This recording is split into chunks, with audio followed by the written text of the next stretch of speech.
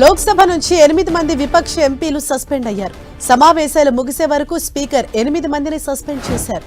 హిబీ Eden, Amarinder Singh రాజావారింగ్, Manikam Thakur, Gurjit Singh అజ్లా, Kiran Kumar Reddy, Prashanth పడోలే, yes Venkataraman, Deen కురియాన్కోస్ పై వేటు పడింది. Suspend అయిన వారిలో తెలంగాణ ఎంపీ చామల ఉన్నారు.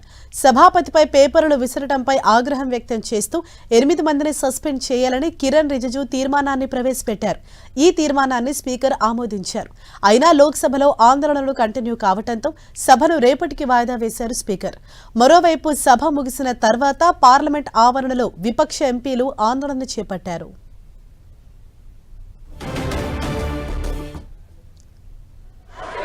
I beg to move that this House having taken a serious note of the misconduct of Sri Manikam Tagore, Sri Amarinder Singh Raja Waring, Sri Gurjit Singh Aulia, Sri Hebi Eden Prashant Padole, Sri Dean Kuryakos, S. Venkatesh and Kiran Reddy in utter disregard to the House and the authority of the chair through reaching to the table of Secretary General and other officers in the well of the House and throwing papers on the chair and having been named by the chair, resolved that the above mentioned members may be suspended from the services of the House for the remainder of the session under Rule 3742. प्रश्न यह है कि श्री किरेन रिजिजू द्वारा प्रस्तुत प्रस्ताव को स्वीकृत किया जाए. जो सदस्य प्रस्ताव के पक्ष में है वो हाँ कहे, जो सदस्य प्रस्ताव के विपक्ष में वो ना कहे. मेरे विचार में निर्णय हाँ वालों के पक्ष में हुआ, हाँ वालों के पक्ष में हुआ, प्रस्ताव स्वीकृत हुआ. Please be seated, please be seated. No no. सभा की कार्रवाई बुधवार दिनांक 4 फरवरी 2026.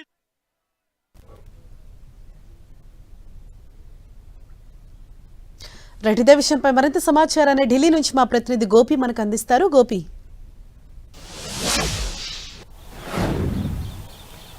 లోక్సభలో ఈరోజు 8 మంది ఎంపీలను సస్పెండ్ చేస్తూ నిర్ణయం తీసుకోవడం జరిగింది. అంతకు ముందుకు భారత మాజీ సైన్యాధికారి, ఇటు త్రివిధ దళాధిపతి, గతంలో పనిచేసిన వ్యక్తి నరవనే రాసిన ఆత్మకథ పుస్తకానికి సంబంధించిన అంశాలను, చైనా భారత్ మధ్యలో జరిగిన యుద్ధానికి సంబంధించిన అంశాలను లోక్సభ ప్రతిపక్ష నాయకుడు రాహుల్ గాంధీ ప్రస్తావిస్తున్న సమయంలో ఇటు ముందుగా రాష్ట్రపతి ప్రసంగానికి ధన్యవాద తీర్మానం ప్రస్తుతం ఉన్నందున దానిపైన మాట్లాడాల్సింది తప్ప మిగతా అంశాలపైన మాట్లాడేందుకు తర్వాత తమ సమయం కేటాయిస్తామంటూ కూడా చెప్పడం జరిగింది. అయినప్పటికీ కూడా రాహుల్ గాంధీ ఇటు చైనా భారత్ మధ్యలో నెలకొన్న పరిస్థితులపైన కూడా ఆయన మాట్లాడుతున్న సమయంలో మొదట సభను వాయిదా వేయడం జరిగింది. ఆ తర్వాత సభ తిరిగి ప్రసారమైన తర్వాత కూడా ఇటు లోక్సభలోని తమ లోక్సభ ప్రతిపక్ష నాయకుడికి మాట్లాడేందుకు మైక్ ఇవ్వకపోవడంతో ఇటు ఎంపీలంతా కూడా, విపక్ష పార్టీ ఎంపీలంతా కూడా గందరగోళం చేయడం జరిగింది. సో ఆ స్పీకర్ చైర్ పైకి పుస్తకాలు విసరడంతో ఇటు 8 మందిని కూడా సస్పెండ్ చేస్తూ నిర్ణయం తీసుకోవడం జరిగింది. అందులో తెలంగాణకు చెందిన వ్యక్తి చామల కిరణ్ కుమార్ రెడ్డి కూడా ఉన్నారు. ఈ సెషన్ అంతా అయిపోయేంత వరకు కూడా వాళ్ళందరి సస్పెన్షన్ కొనసాగుతున్నట్టుగా కూడా స్పీకర్ కార్యాలయం చెప్పడం జరిగింది. సో ఇటు లోక్సభలో ఇటు రాష్ట్రపతి ధన్యవాద తీర్మానం కొనసాగుతున్న నేపథ్యంలో ఇతర అంశాలపైన మాట్లాడొద్దంటూ కూడా పదే పదే స్పీకర్ చెప్తున్నప్పటికీ విపక్షాల ఆందోళన, గందరగోళం ప్రతిరోజు కూడా కొనసాగుతూనే ఉంది. నిన్న కూడా ఇదే విధంగా సభను సజావుగా సాగకుండా ఈ రోజుకి వాయిదా వేయడం జరిగింది. మరి ఈ రోజు కూడా ఇటు రాష్ట్రపతి ధన్యవాద తీర్మానం కాకుండా ఇతర అంశాలపైన మాట్లాడుతున్న సమయంలోనే ఆ స్పీకర్ చైర్ పైన ఉన్న కృష్ణప్రసాద్ ఇటు రాహుల్ గాంధీని కూడా చెప్పడం జరిగింది. తమకు పదే పదే విన్నవిస్తున్నా కూడా తాము రాష్ట్రపతి ప్రసంగానికి బదులు ఇతర అంశాలపైన మాట్లాడుతున్నాం, ఇతర అంశాలపైన మాట్లాడేందుకు తాము సమయం కేటిస్తాము, అప్పుడు మాట్లాడాల్సింది తప్ప ప్రస్తుతం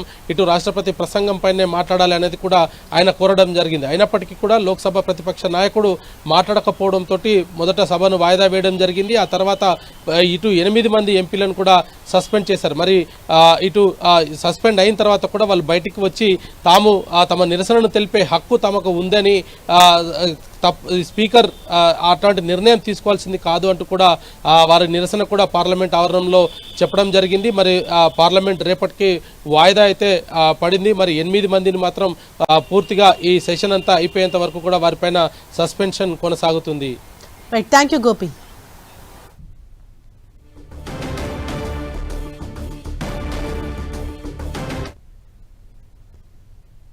అమెరికాతో ట్రేడ్ డీల్పై లోక్సభాపక్ష నేత రాహుల్ గాంధీ విమర్శలు గుప్పించారు. వాణిజ్య ఒప్పందం విషయంలో మోదీ భయపడిపోయారని విమర్శించారు. దేశాన్ని మోదీ అమెరికాకు అమ్మేశారని ఆరోపించారు రాహుల్. ట్రంప్ అంటే మోదీ వణికిపోతున్నారని చెప్పారు. ట్రేడ్ డీల్పై సంతకం చేయాలని మోదీపై ఒత్తిడి వచ్చిందన్నారు. అమెరికాలో అదానిపై కేసుందని, నిజానికి ఆ కేసు మోదీపై పెట్టాల్సిన కేసు అన్నారు రాహుల్.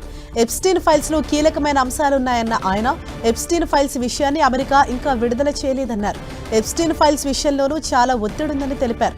తన ప్రతిష్ట ఎక్కడ పోతుందోనన్న భయంలో మోదీ ఉన్నారని ఆరోపించారు రాహుల్ గాంధీ.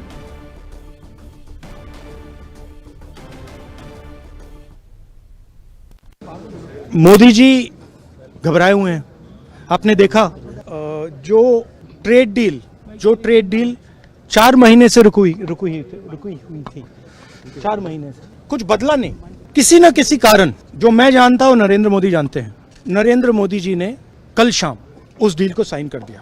नरेंद्र मोदी जी पर प्रेशर है, भयंकर प्रेशर है. और नरेंद्र मोदी जी का जो इमेज का गुब्बारा है, जो हजारों करोड़ रुपए लेकर बनाया गया था, वो फूट सकता है. इशू ये नारावाने की स्टेटमेंट नहीं है, ये साइड शो है. और वो भी जानते हैं, मैं भी जानता हूं. मेन बात यह है कि हमारे प्रधानमंत्री को कॉम्प्रोमाइज कर दिया गया है. किसने किया है, कैसे किया है, ये हिंदुस्तान की जनता को सोचना है. मगर इतिहास में पहली बार हिस्ट्री में एलओपी को प्रेसिडेंशियल एड्रेस में नहीं बोलने दिया. वो तो ऑटोमेटिकली होगा.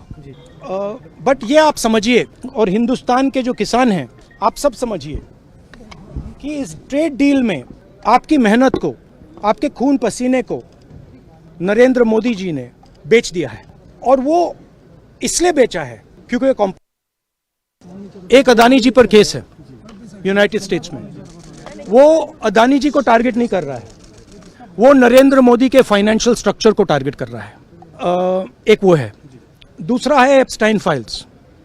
एप्स्टाइन फाइल्स में अभी और माल है, वो अभी रिलीज नहीं हुआ है. इसीलिए इस दबाव में आकर एप्स्टाइन फाइल्स में जो है, जो पूरा देश जानना चाहता है, मगर अभी अमेरिका ने रिलीज नहीं किया है. और दूसरा जो अदानी जी पर केस है, जो एक्चुअली मोदी जी पर केस है, क्योंकि वो बीजेपी का फाइनेंशियल स्ट्रक्चर है, मोदी जी का फाइनेंशियल स्ट्रक्चर है. तो ये 2 प्रेशर पॉइंट्स हैं. और आप ये बात समझ लो, देश ये समझ ले कि प्रधानमंत्री कॉम्प्रोमाइज्ड है.